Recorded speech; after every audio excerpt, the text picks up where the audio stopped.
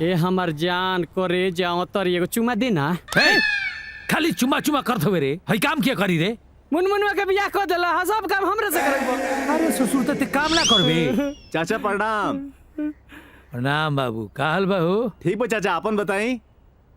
अरे सब ठीक बा चाचा। 2-3 महीने से मुनमुनवा दिखाई नहीं खे देत, का बात बा? ए बाबू, मुनमुनवा 3 महीना में हमरा से 3 बार मिलल बा।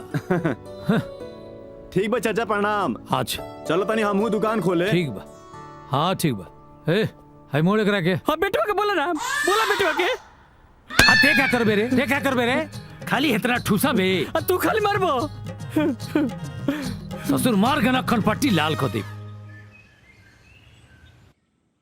अहो कौन जादू कैले बाड़ू हमारे मुनमुनवा पर कि 6 महीना हो गए कुल काम धंधा छोड़ के भीतर अइले रहता।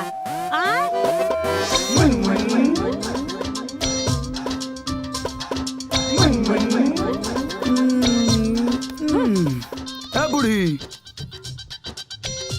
मेहरारू हमार हिया तका पड़ोसी घर में ढुकल रही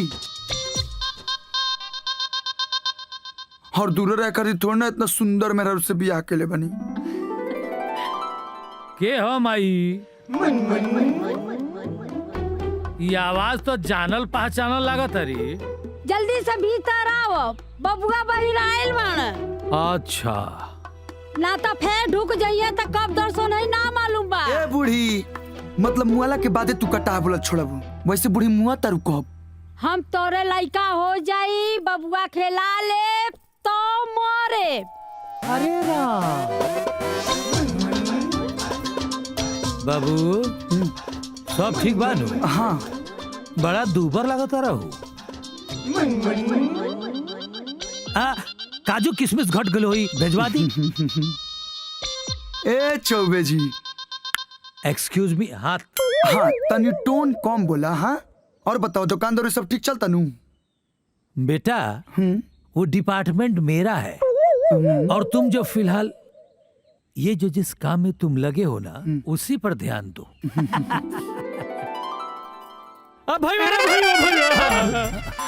भैया चल चल दुकान पर, ना तो तोर बाप हिसाब किताब करा के हमार जान ले ली।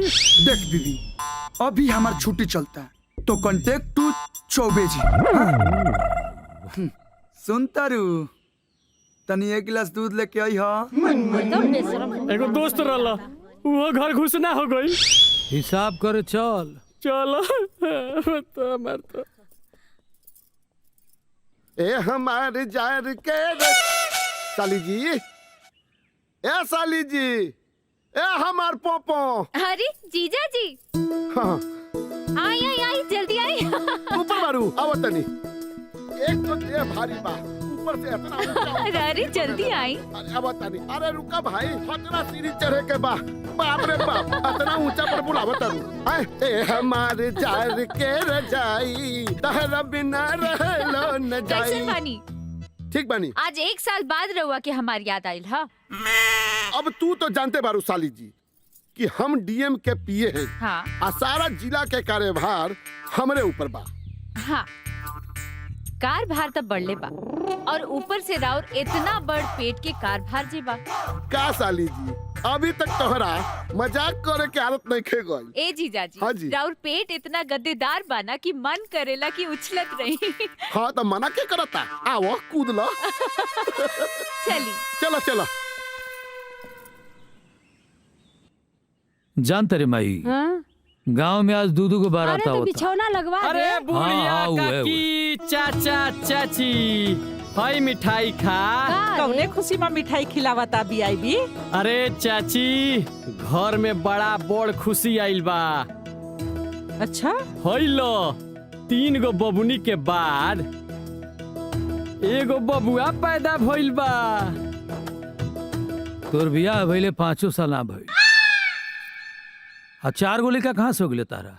अरे चुनमुन चाचा, ई तो 1 साल मेहरुआ नैहर चल गई रहे, ना तो 5वां के मिठाई खियावत रहती है चाची। का रे, तू मिठाई खियावे आइल हवे या हमार भतीजा के ताना मारे?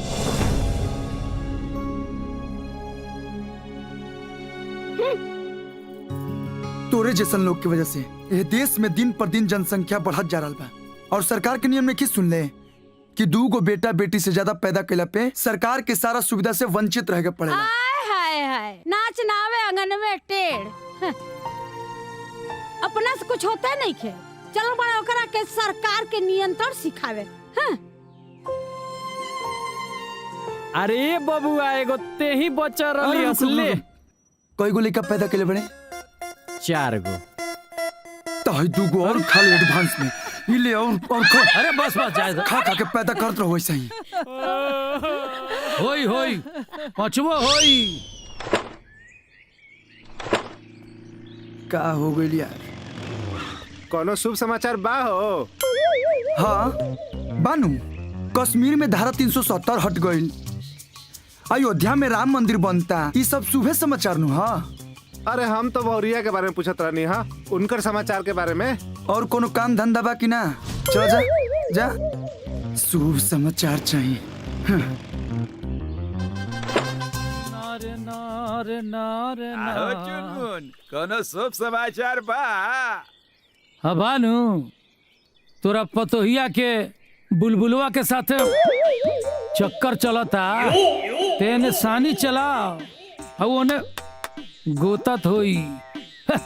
ससुर गोबर का छना, आपन घर तो समराते निखे, दूसरा के घर में ताक झाक करत रहे।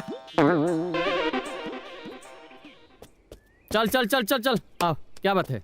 वाह हाँ हाँ, good good good good good, बहुत बढ़िया, गुड गुड। चल चल चल।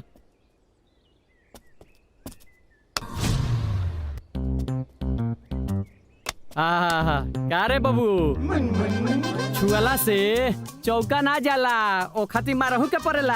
अरे कबो कबो धोनियो 0 पे आउट होला। हाँ। और अभी हमार फॉर्म तनी खराब चलता, और याद बा ये गांव में सबसे बड़का छाका हम ही मारत रही। यही से कहतानी बियाहवा का बात का हो गई कि 5 साल हो गईला खतो ना खुलल, रोज हीटे विकेट होता रिस्का रे। रुक बताओ तनी तोरा के कि हिट विकेट रहनी का? भइल बड़े रवि शास्त्री के सार, बेटा जो तू मार के कपार फोड़ देता है। रामचरित्र जी बड़ा हो। अच्छा घंटा बाबा, आई आई बैठी बैठी, आई बैठी। बहुत दिन बाद। हाँ चल गल रही बम्बई। अच्छा और का हाल चाल बा? और सब ठीक है बा। अरे सुननी है कि अपने लड़किया की शादी अब कर चुकली। हाँ घर परिवार मन लायक मिल गई तक कर देनी। ऐसन कौन लड़का रहे जौन हमरे नजर से बच गई? पंडित जी ई ते उहे बात हो गई कि बगल में छोरा और नगर में ढिंढोरा। ई है भीकमपुर में कैले बानी। भीकमपुर? हाँ। केकरे यहाँ? अरे चुनमुन चौबे के लड़का मुनमुन चौबे से। अरे बड़ा संस्कारी परिवार बा। बड़ा संस्कारी परिवार बा। गइल रहनी है चांद लियावे, ले आईनी झोला भर जुगनू।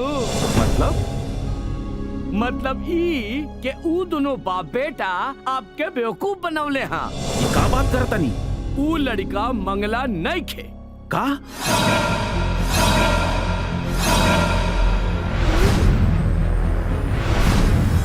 ओकर कुंडली हम ही बनवले बानी।